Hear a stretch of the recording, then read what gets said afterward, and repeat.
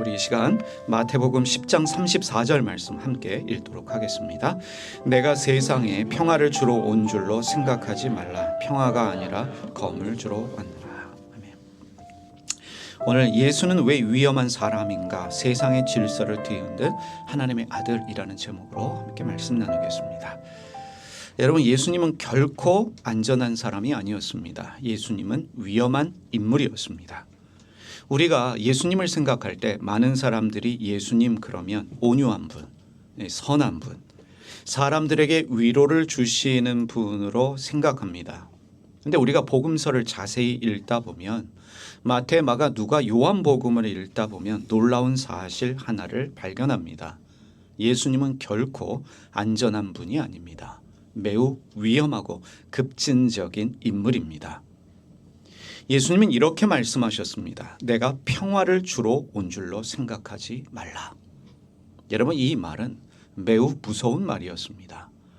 당시 지배하고 있던 로마가 외쳤던 것이 평화, 팍스 로마였습니다. 로마로 인한 평안이었습니다. 내가 평안을, 샬롬을 주러 온 줄로 생각하지 말라. 왜냐하면 이 말씀은 파괴적인 말씀이고 위협적인 말씀입니다. 우리는 예수님을 생각하면 평화와 그리고 사랑의 존재로 인식합니다. 예수님은 말합니다. 나는 평화를 주러 오지 않았다. 나는 검을 주러 왔다. 라고 말씀합니다. 여러분, 이 말을 듣고 있는 로마 당국자들은 어떤 생각을 했을까요?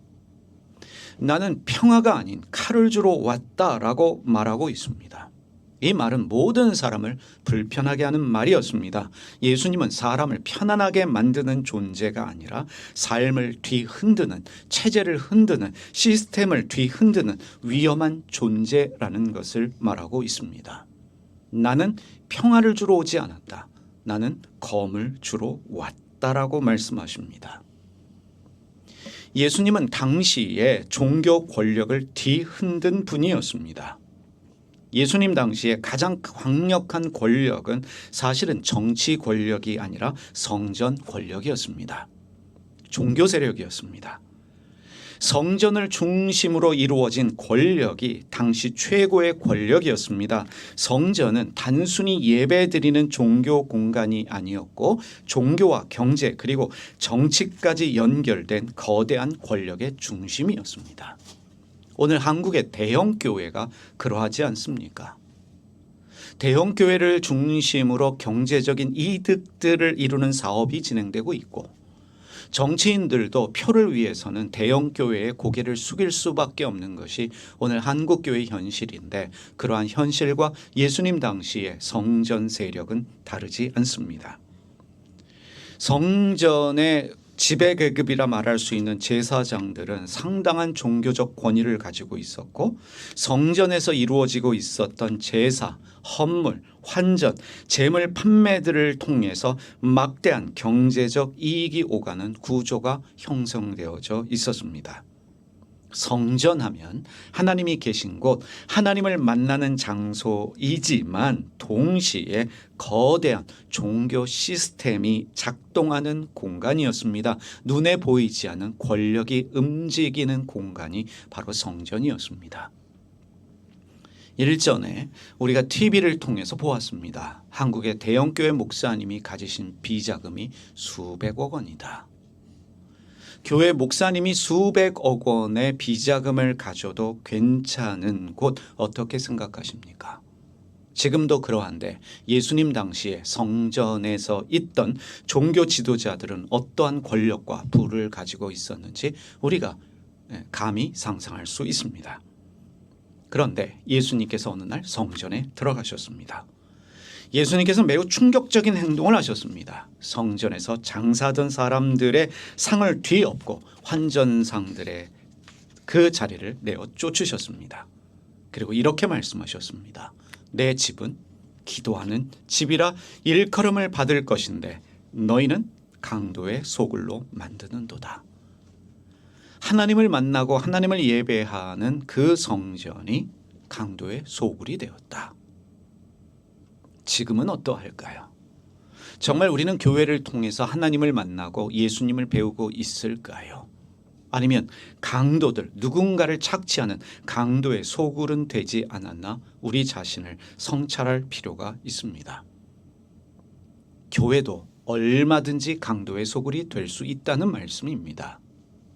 안전하지 않은 장소가 될 수 있다는 것입니다. 이 장면은 단순히 분노의 행동이 아니었습니다. 예수님께서 성전을 통해 이루어지고 있던 성전 권력의 이 종교 권력의 위선과 탐욕을 정면으로 드러내신 것입니다. 강도의 소굴이라면 누가 강도입니까? 제사장들이 성전에서 일하고 있던 소위 말하는 하나님을 섬기는 자들이 강도라는 이야기입니다. 착취당하는 줄도 모르면서 착취를 당하고 있는, 사기를 당하고 있으면서도 사기를 당하는 줄 모르고 있는 그러한 속임수들이 난무하는 장소가 성전이었습니다. 하나님을 섬긴다고 말하면서도 실제로 종교를 통해서 극단적으로 말하면 하나님을 이용해서 이득을 얻고 권력을 유지하려 했던 구조를 예수님께서 공개적으로 흔들어 놓으신 것입니다. 어느 목사님이 해외를 가시면서 공항에서 그런 일이 있었죠. 그래서 외국 기자가 그것을 취재해서 보도했는데 여러 명의 보디가드를 대동하고 보디가드의 보호를 받으면서 자동차를 타고 비행기를 타는 모습을 외국 기자가 퀘스천을 달면서 보도를 했습니다. 여러분, 누군가의 보호가 필요하다는 것은 이미 권력자가 되었다는 이야기입니다. 보호를 받아야 된다는 것은 지키고 싶은 것이 있다는 것입니다. 예수님의 종이라고 말하는, 예수님의 제자라고 말하는 목회자들에게 과연 보디가드가 필요할까? 그것을 당연히 여기고 그것이 옳다라고 말하는 우리는 무언가에 의해서 지금 속임을 당하고 있는지도 모르겠습니다. 예수님은 단순히 종교적 비판을 하신 것이 아니라 그들이 의지하고 있었던 이 권력의 기반 자체를 흔드셨습니다. 실체를 드러내셨죠. 강도의 소굴이다. 너희가 강도라는 것입니다. 그래서 그들은, 이 종교의 세력들은, 권력자들은 마음속으로 결심합니다. 저 사람을, 예수를 그대로 두어서는 안 된다. 저 사람을 죽여야 한다. 죽이기로 작정합니다. 여기서 우리는 중요한 질문을 던질 수밖에 없습니다. 예수님께서 당시에 종교의 중심인 성전을 흔드셨다면, 그래서 하나님의 의도로 성전을 허무셨다면 오늘 예수님은 과연 어디를 흔드실까? 예수님은 아마도 오늘 우리의 종교와 교회 안에 있는 이 권력과 위선의 구조도 어쩌면 이미 강도의 소굴이 되어 있는 이 교회 자체를 흔들기 원하실지도 모르겠습니다. 하나님의 이름을 이용해서 권력을 가지고 부를 축적하는 자들에게 강도라고 말하면서 만민이 기도하는 집을 만민이 위로하고 하나님의 사랑을 경험해야 될 그 하나님의 집을 너희가 어찌 강도의 소굴로 만드느냐 질타하실지도 모르겠습니다. 여러분, 종교가, 우리 교회가 하나님을 향한 겸손한 길이 아니라 권력을 유지하는 수단이 될 때, 정치적이 될 때, 정치와 결탁하고 경제와 결탁해서 어떤 이득의 수단이 될 때 예수님은 가만히 있는 분이 아닙니다. 그것을 흔들어 놓는 분입니다. 여기서 우리는 깨달아야 합니다. 그리고 인식해야 합니다. 우리가 정말로 예수님을 만났다면 우리는 더 이상 종교 권력에 순응하며 살아갈 수 없다는 것입니다. 우리가 진정으로 예수님을 만났다면 강도에게 착취를 당하는 것이 아니라, 사기꾼에게 사기를 당하는 것이 아니라, 종교적 착취, 종교적 사기를 당하는 것이 아니라 깨어남으로 이것은 분명 잘못됐다라고 말할 수 있어야 된다는 것입니다. 진짜 예수님을 만난 사람은 종교를 이용해서 권력을 쌓는 길이 아니라 사람을 살리고 사람을 위하고 하나님 나라를 드러내는 길을 선택하게 되기 때문입니다. 바로 이 이유 때문에 여러분, 예수님은 그 시대에도 위험한 인물이었고 어쩌면 오늘 우리에게도 여전히 종교 권력, 정치 권력에 묶여 있는 그것을 통해서 부와 권력을 가지는 자들에게 예수님은 위험한 분입니다. 그래서 예수님을 왜곡합니다. 예수님을 제대로 가르치면 여러분 세습 불가능합니다. 예수님을 제대로 배우면, 예수님의 말씀을 제대로 깨우치면 여성 차별할 수 없습니다. 편견을 가지고 차별할 수 없고, 예수님을 제대로 안다면 전쟁이 불가합니다. 지금 미국이 전쟁하면서 하나님의 뜻이다라고 말하면서 소위 보수 교회의 목사들이 달려가서 안수 기도를 했는데, 예수님을 제대로 안다면, 말씀을 제대로 이해했다면 여러분 전쟁은 불가합니다. 재미난 사실이 무엇입니까? 지금까지 역사적으로 교회가 전쟁할 때, 노예 제도를 찬성할 때, 여성 차별하며 여성 목사는 안 된다라고 말할 때, 심지어 동성애를 반대할 때도 단 한 번도 예수님을 인용한 적이 없습니다. 늘 구약의 어떤 말씀, 목회의 서신을 이용합니다. 여러분 찾아보십시오. 무엇을 반대할 때, 유태인들을 학살할 때도, 하나님의 뜻이다 전쟁하고 식민지를 차지하기 위해서 침략 전쟁할 때도 단 한 번도 예수님의 말씀을 인용하지 못했습니다. 예수님을 감추든지 예수님을 왜곡한다든지. 여러분 기독교는 무엇입니까? 하나님의 아들 되시는, 인간이 되신 그 예수님을 통해서, 그 하나님을 통해서 하나님을 새롭게 인식하며 믿는 그 종교가 바로 기독교입니다. 예수가 없으면 기독교는 존재할 수 없습니다. 그런데 우리는 여전히 수천 년 전의 유대교의 하나님을 믿으면서 하나님의 이름으로 여리고성에 있는 모든 사람을 죽여도 된다라고 말하는 고대 사람들의 신관으로 오늘 교회와 예수님을 이용하고 있습니다. 적어도 우리는 어떤 논리를 펼 때 단 하나의 논리라도 예수님의 말씀을 인용할 수 있어야 합니다. 예수는 왜곡되어지고 예수는 사라지고 있습니다. 예수님은 율법 중심 종교를 흔드셨습니다. 당시 유대사회에서 종교 지도자들은 율법을 철저히 지키는 것을 신앙의 핵심으로 여겼습니다. 물론 율법은 하나님이 주신 귀한 가르침이었지만 시간이 흐르면서 율법은 사람을 살리는 것이 아니라 사람을 판단하고 사람을 구분하는 기준이 되었습니다. 그 율법으로 사람들을 심판했습니다. 무엇을 해야 할지 하지 말아야 될지 규정들이 너무 많아졌습니다.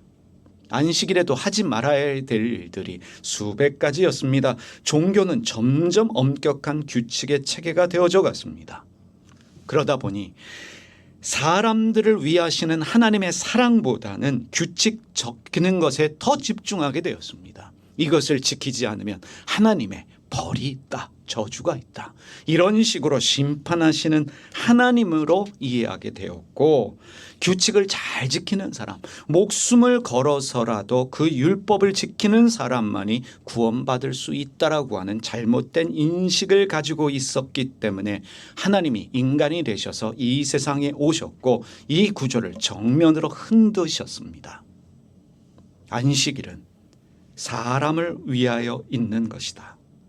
사람이 안식일을 위하여 있는 것이 아니다라고 말씀하셨습니다. 이것은 당시 종교 세력들을 흔드는, 그들이 믿고 있던 종교의 근간을 흔드는 말씀이었습니다. 사람을 위하여 있다.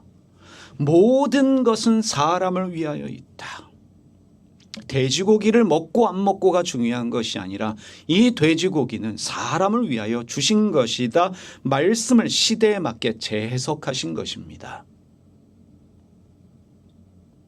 병 걸린 사람들은 저주받은 사람들이기 때문에, 경건하지 못한 사람들이기 때문에 멀리해야 한다라고 하는 것이 종교의 가르침이었다면 예수님의 가르침은 정반대였습니다.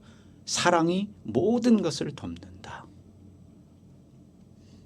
여러분, 예수님이 안식일이 사람을 위하여 있다라는 말씀은 단순한 율법 해석의 문제가 아니었습니다. 당시 종교의 방향 자체를 다시 묻는 말이었습니다. 율법이, 종교가, 교회가 사람을 억누르고 사람을 정죄하는 도구가 되어 버렸을 때 예수님께서는 그 율법의 본래 목적을 다시 드러내셨습니다. 하나님이 율법을 주신 이유는 사람을 억압하고 통제하기 위해서가 아니라 사람을 살리기 위해서였습니다. 오늘 교회는 교리를 지키려고 합니다. 절대적인 신학을 지키려고 합니다. 그래서 종교개혁 이후에 신학자들의 오류는 무엇이냐면 자기들이 만들어 놓은 신학 체계를 흔드는 자들을 용납하지 않았습니다. 그래서 사형에 처하고 이단으로 몰아서 추방하기도 했습니다. 절대적으로 교리와 신학을 지키는 게 중요할까요? 그 어떤 순간에도 사람을 위하는 것이 하나님의 마음입니다. 여호와 증인이 왜 이단입니까? 수혈을 금지시킵니다. 하나님의 뜻이다 해서 죽어가는 사람도 방치합니다. 내 자식이 수혈받으면 살 수 있는데, 내 딸이 수혈받으면 살 수 있는데 하나님의 뜻이 아니라고 배웠기 때문에, 교회 지도자들이 그렇게 가르쳤기 때문에 수혈을 거부합니다. 여러분들은 어떻게 생각하십니까?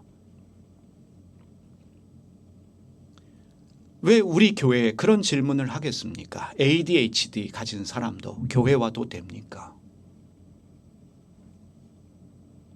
안 괜찮아도 괜찮습니다라는 말에 딴지를 거시는 분도 있습니다. 안 괜찮으면 안 괜찮지요. 그들을 바로잡아 줘야지요. 우리의 기준이 무엇일까요? 우리는 신이 아닙니다. 오늘 많은 기준들을 만들어서 사람들을 안 괜찮다라고 말하고 이거 해야 된다, 저거 해야 된다. 안식일에는 아무것도 하지 말아야 된다. 여전히 구약의 법을 가지고 일요일에 돈도 쓰지 않고, 심지어 수술 날짜가 일요일에 잡혀 있음에도 불구하고 수술하면 안 된다라는 논리로 자식의 수술을 거부하는 부모도 있었습니다. 예수님은 종교를 파괴하려고 하신 것이 아닙니다. 종교가 잃어버린 본래의 자리를 회복시키려 하신 것입니다. 규칙과 형식이 중심이 된 종교를 다시 사람을 살리는 자리, 하나님과 생명이 만나는 그 자리로 돌려놓으려 하셨던 것입니다. 예수님의 이러한 행동은 오늘 우리에게도 깊은 질문을 던집니다. 오늘의 교회 역시 때로는 신앙의 본질보다 형식을, 규칙을 더 중요하게 여길 때가 있습니다. 여러분 인터넷에 보십시오. 얼굴이 보이지 않는다고, 익명성이 보장된다고 반말로, 욕설로 상대를 비하하면서 조롱하는 기독교인들이 의외로 많습니다. 그것이 마치 하나님의 뜻인 양, 예언자가 된 양 사람들을 비난하면서 형식과 규칙을 강요하며 사람들을 차별하는 그런 분들이 의외로 많습니다. 교회를 얼마나 오래 다녔느냐, 어디서 신학 공부를 했느냐, 어떤 방식으로 신앙생활을 하느냐, 이것으로 사람을 판단하기도 합니다.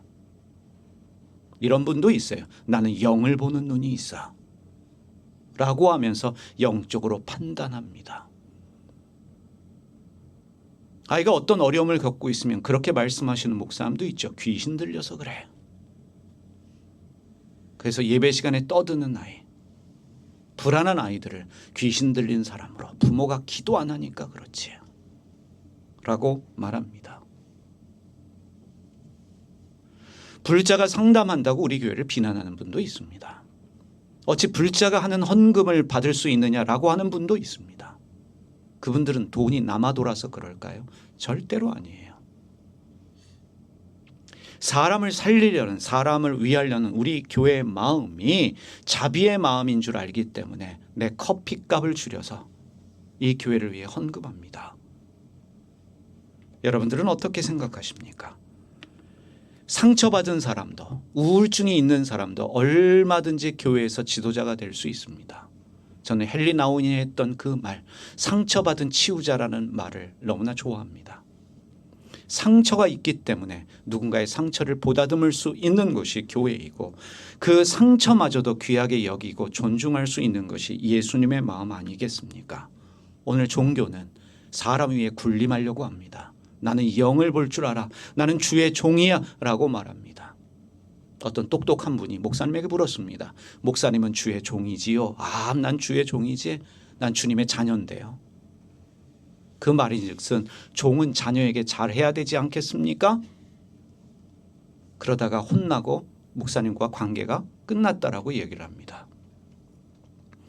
종이 주님의 자녀에게 잘해야 되는 건 맞는 이야기죠. 그런데 우리는 역설적이게도 종에게 잘하고 있습니다. 무엇을 말합니까? 우리는 이미 권력이 되어졌습니다. 지배하려고 합니다.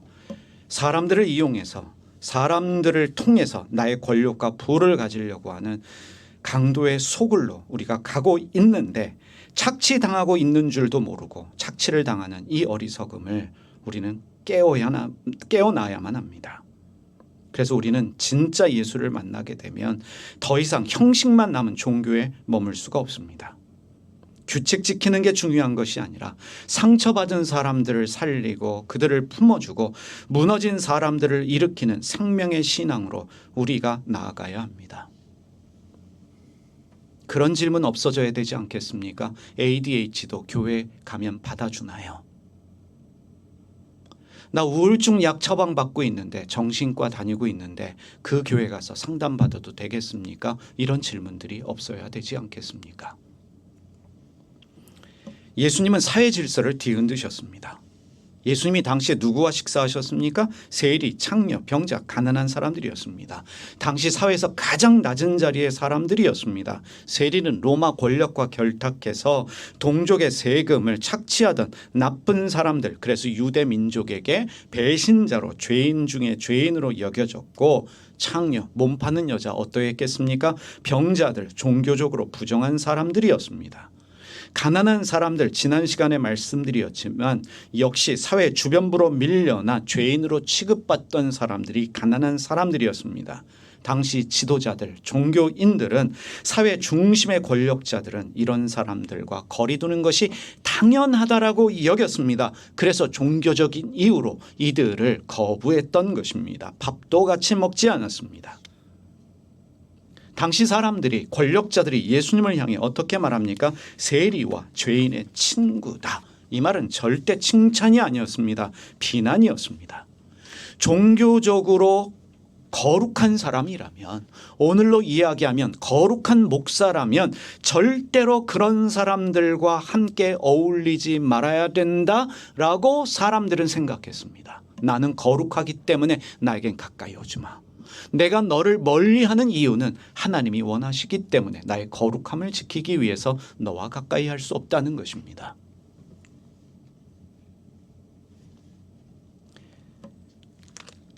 저 사람은 세리와 죄인들의 친구다. 예수님 당시에 예수님을 향한 비난이었지만 오늘 교회가 들어야 될 가장 최고의 찬사가 이것 아니겠습니까? 저 교회는, 저 목회자는, 저 기독교인은 죄인들의, 소수자들의, 약자들의 친구다.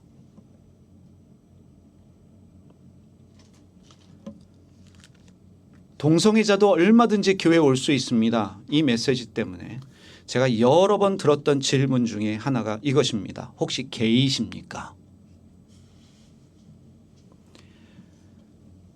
내가 게이이기 때문에, 레즈비언이기 때문에 레즈비언을 받아들이고 게이를 받아들인다, 그렇게 생각하는 분들이 있을지 모르겠습니다.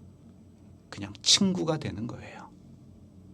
예수님은 세리에게, 몸을 파는 여자들에게, 당시에 죄인으로 조롱받던 자들에게 어떤 회개를 요구하신 것이 아니라 그들과 함께 식사하며 그들의 친구가 되어주셨습니다.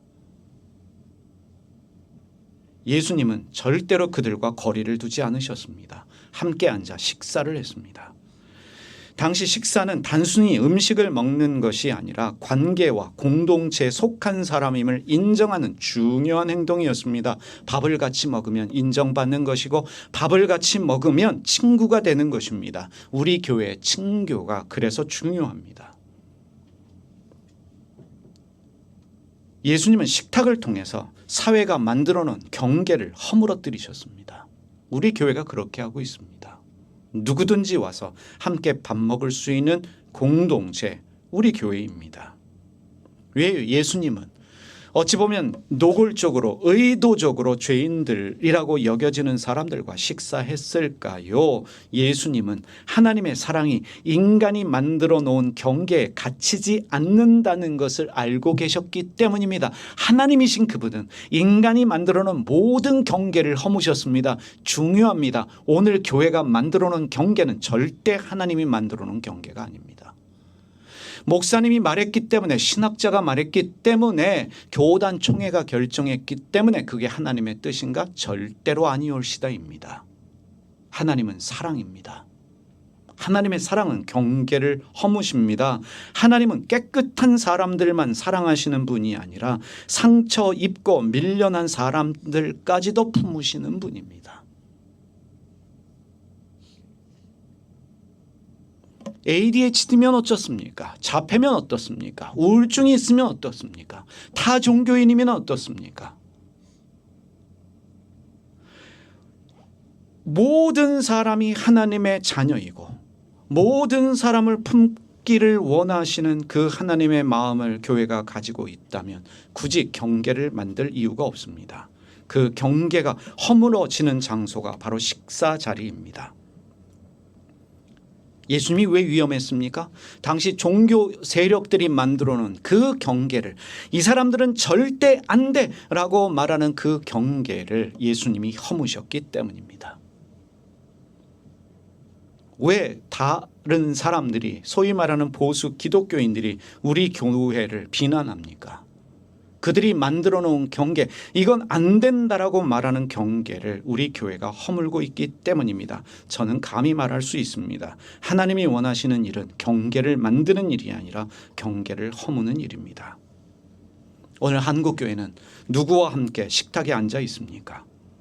우리는 여전히 교회 안에서 비슷한 사람들끼리만 모이지 않습니까? 예수님이라면 오셔서 재벌 총수와 식사하시겠습니까? 교회에 나오는 높은 고위공직자 장로님과 식사하시겠습니까? 아니요. 예수님은 가난하고 병든 자들, 사회에서 무시당하는 자들과 함께 식사하시며 그들과 어울리셨을 것입니다. 오늘도 교회 문 밖에서 상처 입고 외로움 속에 살아가는 사람들이 많이 있습니다. 교회를 다니면서도 자살을 생각하는 우울증에 시달리고 무시함 때문에 교회에 가지 못하는 사람들이 있습니다. 우리는 누구에게도 마음을 열 수 있어야 합니다. 적어도 우리가 예수님의 교회라면, 예수님을 믿고 따르는 기독교인들이라면 우리의 교회는, 우리의 삶은 예수님의 식탁과 닮아 있어야 합니다. 그 식탁에는 완벽한 사람들만 앉아 있는 자리가 아니라 상처 입은 사람들, 별 볼 일 없다라고 여겨지는 사람들까지도 함께 앉을 수 있는 자리여야 합니다. 만약 우리가 진짜 예수님을 따른다면 우리는 절대로 편안한 경계 안에서만 머물 수가 없습니다. 예수님의 사랑은 늘 경계를 넘어가기 때문입니다. 우리의 허물을 깨트려야 돼요.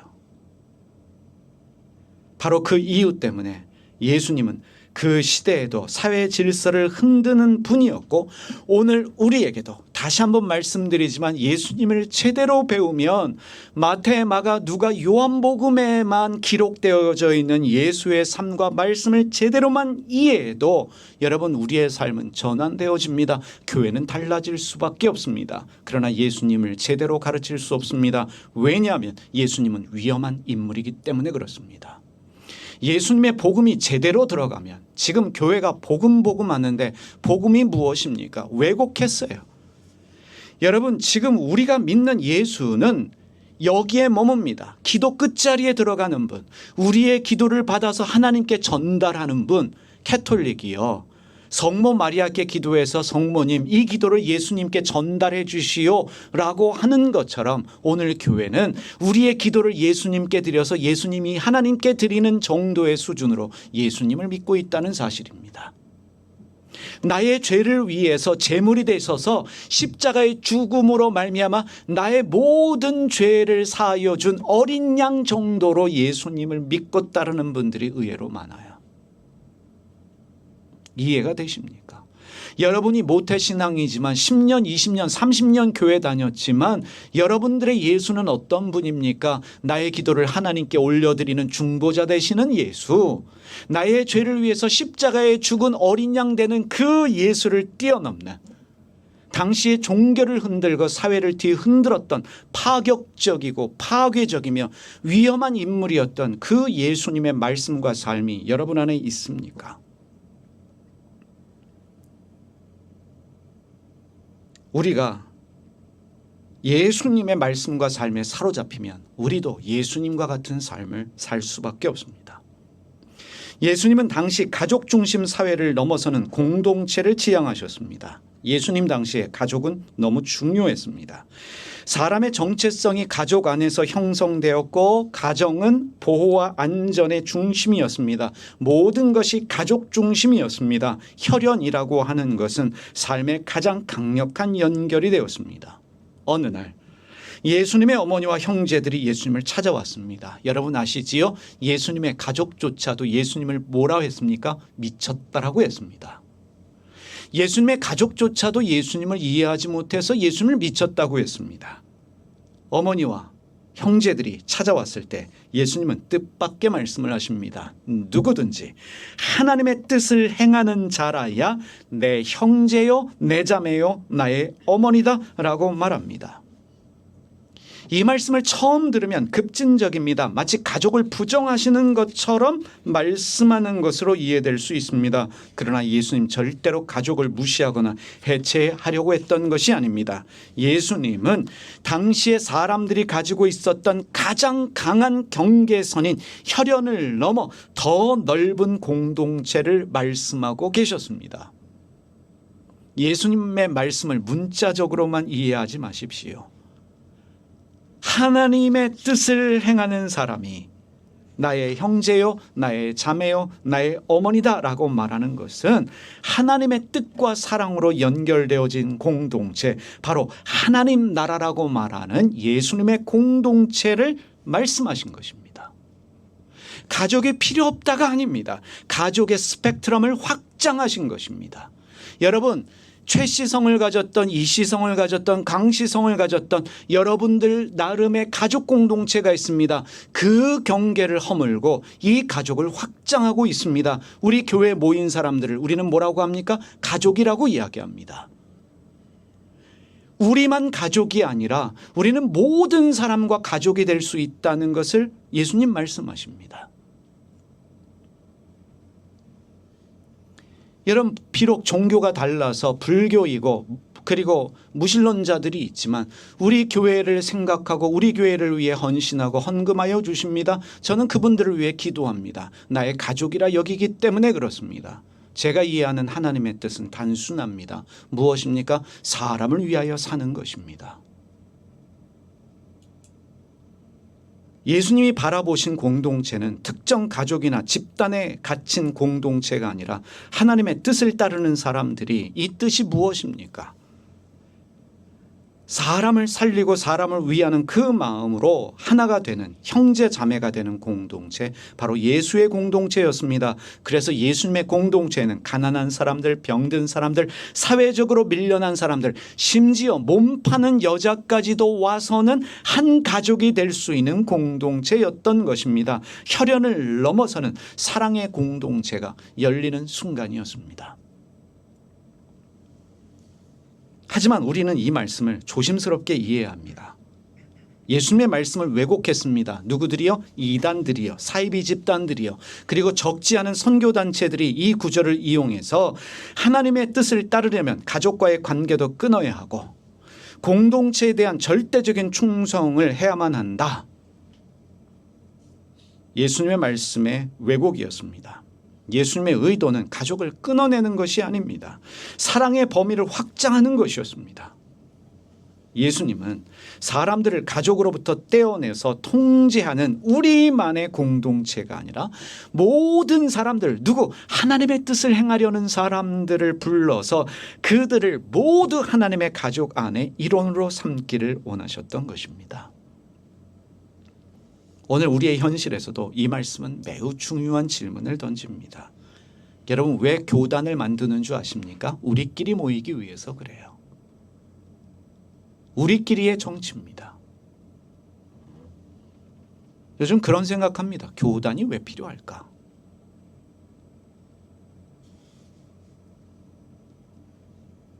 우리는 여전히 혈연, 친분, 같은 배경을 가진 사람들끼리만 공동체를 만들려고 합니다. 요즘 교회는 워낙 동성애에 대한 민감함이 있어서 장로 되기 전에, 안수 집사 되기 전에 사인을 요구합니다. 동성애 찬성하십니까? 반대하십니까? 동성애에 반대하는 사람들끼리만의 집단을 만들고자 합니다. 여러분들은 어떻게 생각하십니까? 누가 하나님의 가족입니까? 하나님의 뜻을 행하려는 자들입니다. 교단의 뜻을 따르는 사람이 아니라, 어느 신학자의 교리에 따르는 것이 아니라 하나님의 뜻이 무엇인가? 교회조차도 때로는 비슷한 사람들끼리 모이려고 하는, 그래서 우리만의 안전한 공간을 만들려고 합니다. 예수님이 말씀하셨던 하나님 나라의 공동체는 그런 경계를 넘어선 공동체였습니다. 다른 사람들, 사상이 다르고 생각이 다르고 피부 색깔이 다를지라도 상처 입은 사람들, 사회에 밀려난 사람들까지도 함께 형제 자매가 되는 공동체, 예수의 공동체입니다. 미국의 바이블 벨트라고 하는 남부 지역을 보면 지금도 운전하다가 보면 큰 간판에 요한복음 3장 16절 Jesus loves you부터 only Jesus 이런 편말들이 많이 붙어 있는 지역들이 남부 지역입니다. 일요일이 되면 넥타이를 메고 교회를 향하는 사람들이 많습니다. 그런데 여러분 아십니까? 백인 중심이에요. 그리고 어떤 교회는 실제로 경험한 일입니다. 유색 인종이 들어가면 불편한 기색을 보이는 교회들도 있습니다. 제가 공부한 신학교도 그런 신학교입니다. 백인 중심의 여성 안수를 반대하는, 남북전쟁 때 노예 제도를 찬성했던,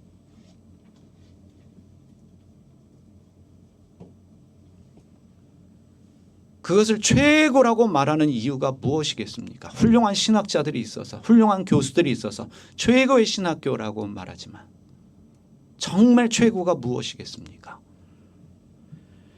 여러분, 예수님의 공동체는요, 조금 불편하고 때로는 낯설기도 합니다. 그러나 그곳에서 하나님의 사랑이 가장 선명하게 드러납니다. 예수님은 가족을 파괴하려는 분이 절대로 아닙니다. 우리를 더 넓은 하나님의 가족으로 부르시는 분입니다. 바로 그 이유 때문에 예수님의 공동체는 당시 사회에서도 그리고 오늘의 세상 속에서도 여전히 기존 질서를 넘어서는 위험한 공동체로 보일 수 있습니다. 바로 우리 교회가 그래요.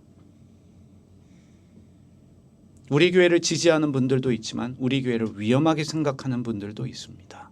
왜 동성애를 죄라고 말하지 않습니까? 왜 그것을 지적하지 않으십니까? 왜 이걸 안 하고 저걸 안 하십니까? 말하시는 분도 많아요. 며칠 전에는 제가 한창 활동할 때 영상을 메시지로 보내면서 그 시절에 원베네딕트 선교사님이 그립습니다. 다시 한번 공부해서 돈 벌어서 10대 꿈꾸고 하는 메시지를 전해주시면 안 되겠습니까? 요즘 메시지는 너무 심각합니다. 그들이 볼 때 저는 변질이고 타락이고 그들이 볼 때 저는 무언가 빗나간 사람입니다. 그래서 우리 교회를 위험하게 생각합니다. 저는 오히려 감사합니다. 그러하기 때문에 우리가 예수님의 공동체입니다. 누구든지 와서 말할 수 있고 누구든지 와서 식사 자리에 앉을 수 있는 공동체, 우리 교회 공동체입니다. 예수님은 돈과 권력을 비판하셨습니다. 돈에 대한 강한 말씀을 하셨습니다. 너희가 하나님과 재물을 겸하여 섬길 수 없다. 예수님의 말씀입니다. 이 예수님의 말씀에 사로잡혔다면 오늘 교회는 세습이 불가능합니다. 교회가 어찌 목사님이 은퇴하시면서 전별금을 요구할 수 있겠습니까? 어떻게 헌금을 강요할 수 있겠습니까? 예수님 또 이렇게 말씀하셨습니다. 낙타가 바늘기로 들어가는 것이 부자가 하나님 나라에 들어가는 것보다 훨씬 쉽다. 돈을 가진 사람들을 정죄하려는, 부자들을 정죄하려는 것이 아니었습니다. 예수님은 돈이 악하다 말씀하신 것이 아니라 돈이 인간의 마음과 삶을 지배하는 상태, 만몬의 지배 상태를 경고하신 것입니다. 사람이 돈을 사용하는 것이 아니라, 이용하는 것이 아니라 오히려 돈이 사람을 지배하게 될 때 사람의 삶은 하나님보다 재물 중심으로 돌아가게 됩니다. 이단 사이비들 중에, 교지들 중에 돈 없는 사람이 있었습니까? 모두 다 돈에 연루가 되어지고, 심지어 1992년 10월 28일 날 예수님 온다라고 떠들었던 그분마저도 침대 밑에 엄청난 돈을 감추고 있었습니다. 사람들에게는 예수님 곧 오시니까 땅도 팔고 집도 팔고 학교도 다니지 말고 직장도 그만두고 휴거를 준비하라 외치던 그분이 구속되신 이유가 무엇이겠습니까? 사기입니다. 자기는 그 헌금을 축적하면서 그걸 가지고 외화로 바꾸고 가지고 있으면서 사람들에게는 팔아라 라고 말했던 것. 강도의 소굴이었죠. 돈에 지배받게 되면 복음도 왜곡되어지고 예수님도 왜곡되어집니다. 예수님 시대에 돈과 권력은 연결되어져 있었던 것처럼 지금도 마찬가지이죠. 부가 곧 영향력입니다. 영향력은 권력이 됩니다.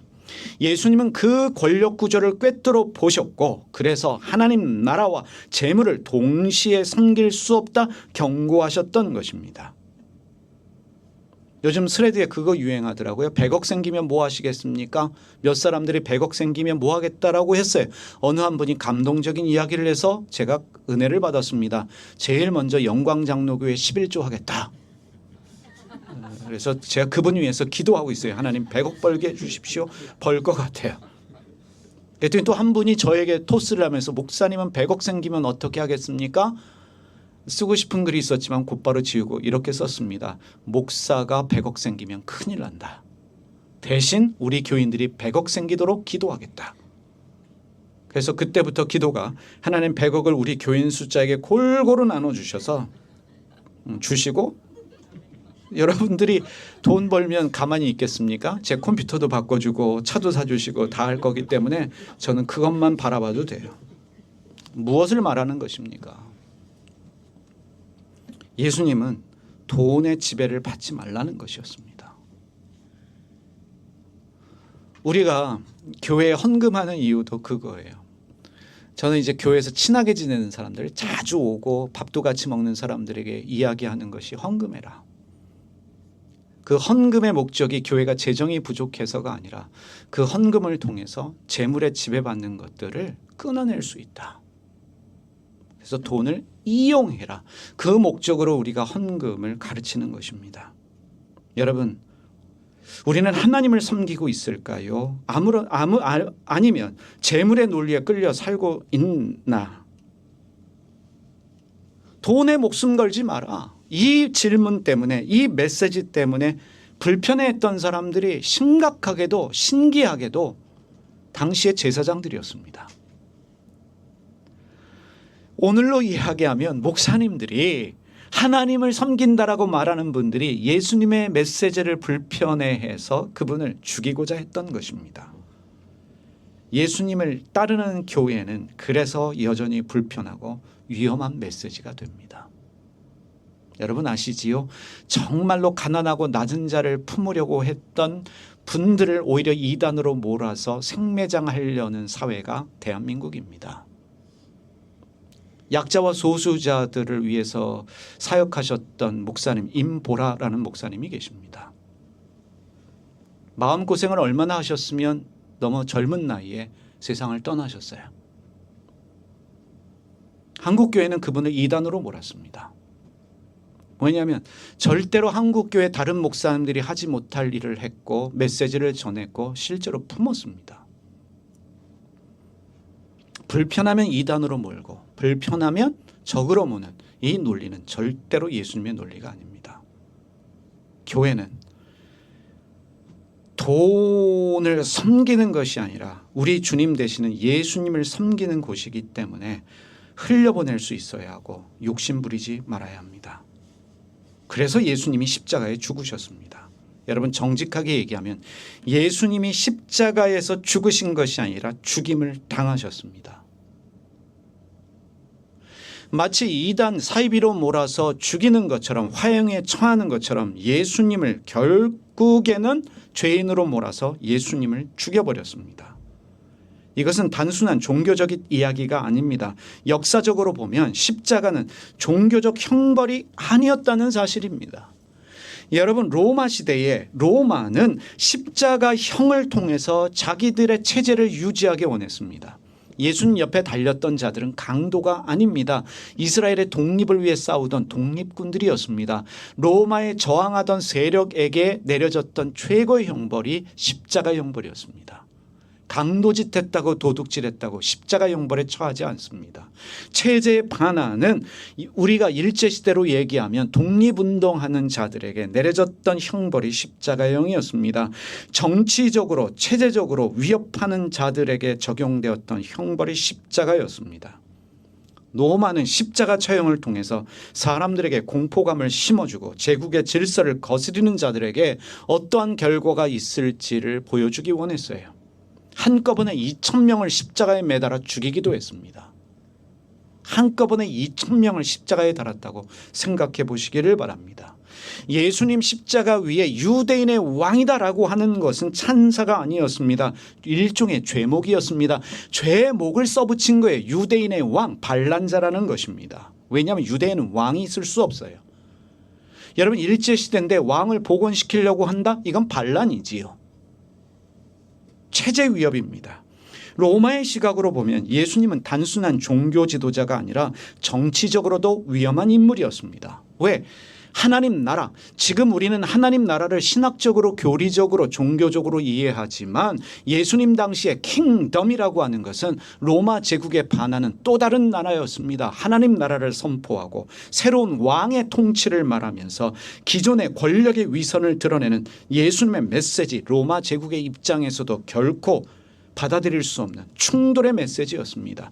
종교 지도자들도 불편해하고 정치 지도자들도 불편해합니다. 이들이 합세해서 결국은 예수의 존재를 죽이기로 했던 것입니다.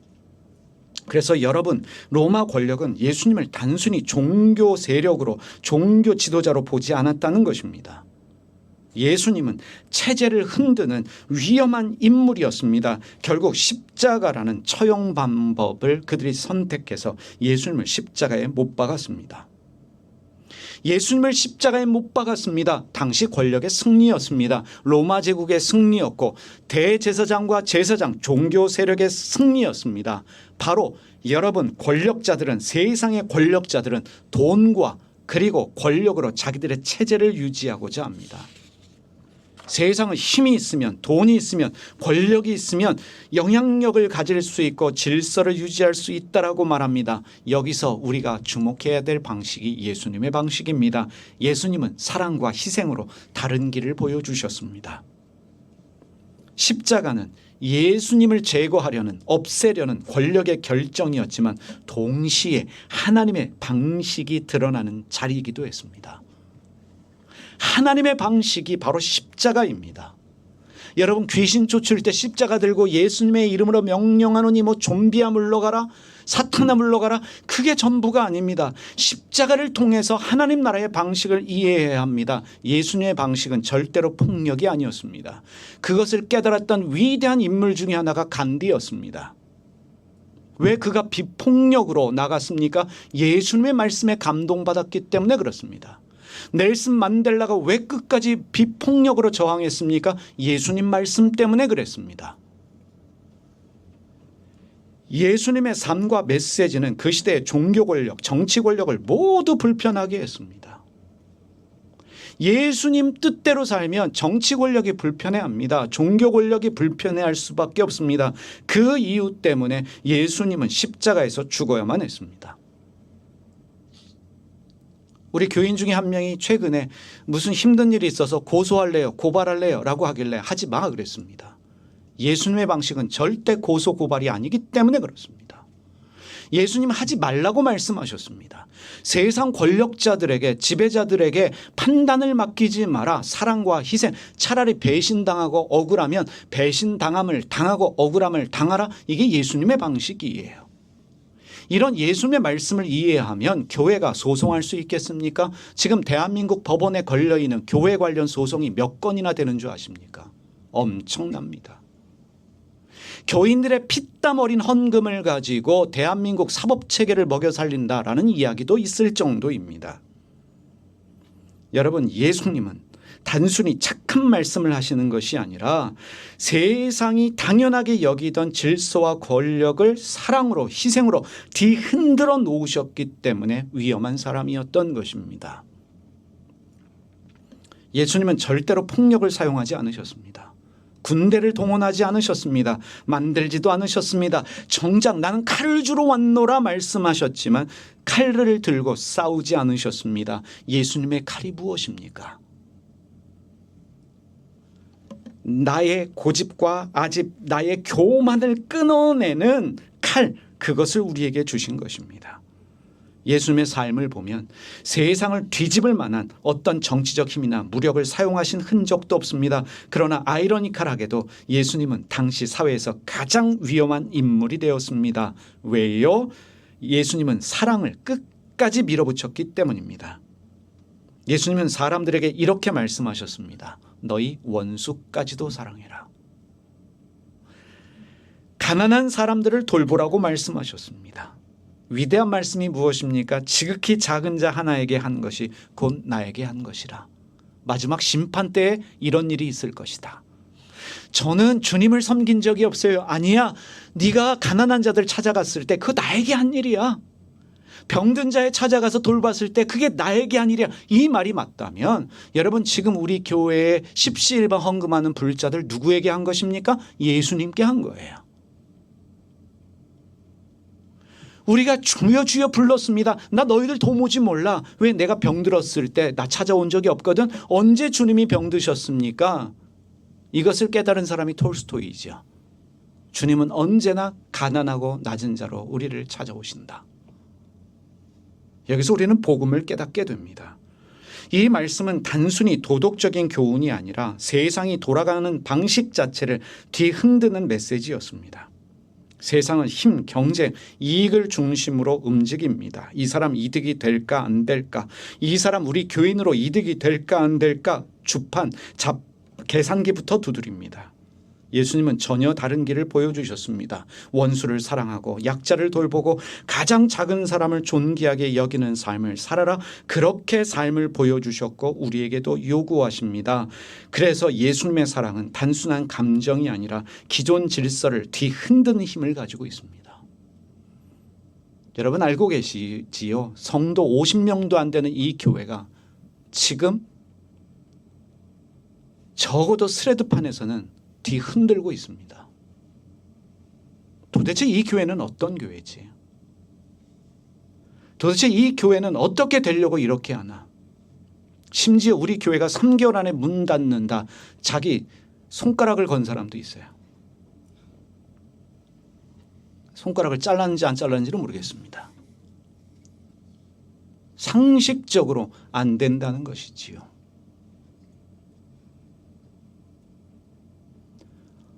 어제는 어느 분이 로마가 동성애 때문에 망했고 목욕탕 안에서 동성애 행위를 했기 때문에 망했다라는 글을 올리셔서 제가 존댓말로 팩트를 제시해 주십시오. 제가 알고 있는 이겁니다 라고 해서 로마는 절대로 그것 때문에 망한 게 아니라 정치, 경제 이런 것들을 올리면서 팩트를 올려주십시오 했더니 이분도 믿는 분이겠지요.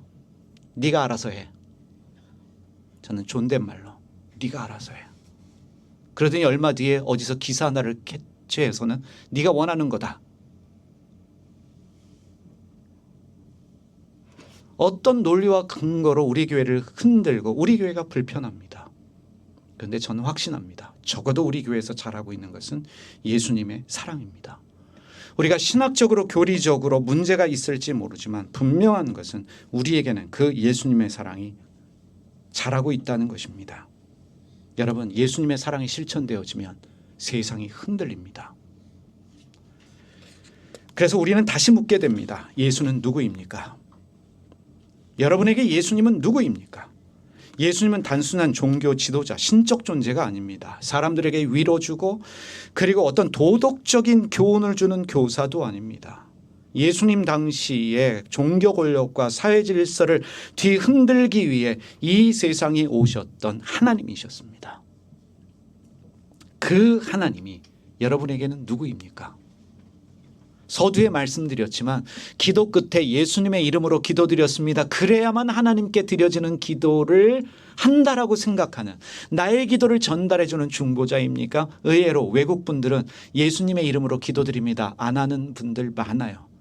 서양에서는 In Jesus' name we pray 안 하는 분들이 거의 상당수입니다. 그냥 기도는 아멘 하면 끝나는 거예요. 근데 우리 한국 사람들은 꼭 예수님의 이름이 들어가야 돼요. 우리 사고체계에 예수님이 중간자로 있다는 거예요. 예수님은 나의 죄를 위해 이 세상에 오시고 십자가에 죽으신 그것으로만 여기시고 있지는 않습니까? 그래서 예수님은 우리에게도 지금 묻고 계십니다. 너희는 나를 누구라 하느냐? 예수님이 여러분에게는 무엇입니까? 여러분에게 예수님은 그 무엇입니까? 신학시험의 문제가 아닙니다. 우리를 향한 삶의 질문입니다. 신앙의 질문입니다. 우리가 여전히 예수를 단순히 존경하는 인물로 생각하며 살아갈 것인지 아니면 나의 모든 소원을 들어주고 나의 마음을 위로하며 나를 천국으로 데려가고 있는 신으로 믿을 것인지 아니면 예수님의 말씀과 삶을 따라서 예수님처럼 살아갈 것인지를 선택해야 합니다. 여러분, 예수님과 친해지셔야 됩니다. 그리고 예수님을 아셔야 돼요. 감히 말씀드리면 오늘 한국 기독교인들 중에 예수님을 모르는 분들 의외로 많습니다.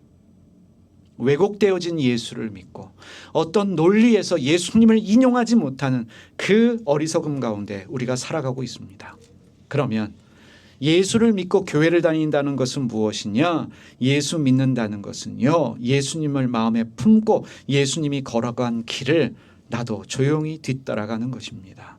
매일매일 나를 십자가에 죽이며 예수님 주신 칼로 나의 집착을 끊어내며 세상의 기준과 다른 길을 선택하는 것입니다. 경쟁과 힘이 아니라 사랑을 선택하고 배제와 차별이 아니라 품음과 연대를 선택하는 것입니다. 그래서 예수님 따른다는 것은요, 불편해요. 위험한 길이 될 수 있어요. 고소하고 싶어도 고소 못해요. 미워하고 싶어도 미워할 수가 없어요. 차별하고 싶어도 차별하지 못해요. 전쟁하고 싶어도 전쟁 못해요. 여성 무시하고 싶어도 무시할 수 없어요. 인종차별하고 싶어도 할 수가 없어요. 욕하고 싶어도 욕하지 못해요. 누군가에게 바보라는 말도 못해요. 예수님 말씀에 의하면 누군가에게 바보하면 나도 지옥 간대요. 예수님은 급진적인 인물입니다. 예수님을 따라가면 포기할 것도 많고 예수님 따라가면 차별도 못하기 때문에 급진적이고 위험한 인물이 될 수밖에 없습니다. 그런데 여러분, 바로 그 길 위에서 우리는 진정한 하나님 나라를 경험하게 됩니다. 예수님처럼 사는 것, 예수님 닮는 것, 예수님과 말씀과 삶을 통해 하나님을 진정으로 이해하기 때문에 우리가 그 일을 통해서 이것이 기독교 신앙이구나, 이것이 진정으로 예수님을 믿는 삶이구나 우리가 깨닫게 됩니다. 여러분, 예수는 여러분에게 누구입니까? 예수님 여러분에게 다시 한번 질문합니다. 너희는 나를 누구라 하느냐? 우리 이 시간 잠시 눈을 감고요, 가만히 여러분의 삶을 보십시오. 나는 예수와 친한가? 나는 예수를 얼마나 알고 있는가? 내가 성경을 읽지만 우리에게 가장 중요한 핵심 중의 핵심은 복음서입니다. 여러분의 어떤 논리와 사상 가운데 예수님이 계십니까? 우리에게 중요한 것은, 가장 중요한 센터는 Jesus, 예수입니다. 주님의 질문입니다. 너희는 나를 누구라 하느냐? 이 질문 가지고 잠시 묵상하는 시간 가지겠습니다.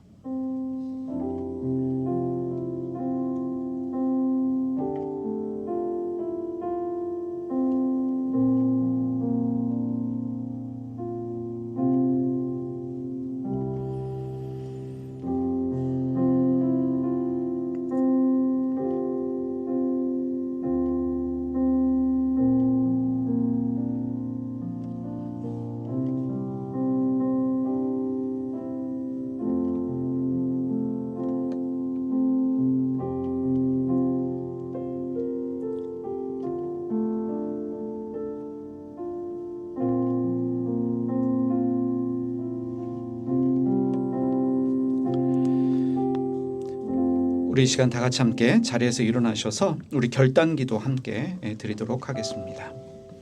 사랑의 하나님, 오늘 우리는 예수님이 왜 위험한 분인지를 생각했습니다. 주님은 종교를 흔들었고 권력을 흔들었고 우리의 마음을 흔드셨습니다. 주님, 우리가 안전한 신앙을 찾지 않게 하시고 편안한 종교에 머물지 않게 하시고 예수님이 걸어가신 길을 따라가는 믿음을 허락하여 주십시오. 상처 입은 사람들 곁에 서는 믿음, 가난한 사람들과 함께하는 믿음, 사랑을 선택하는 믿음을 주십시오. 우리의 삶 속에서 예수님의 길을 걷게 하옵소서. 예수 그리스도의 이름으로 기도합니다.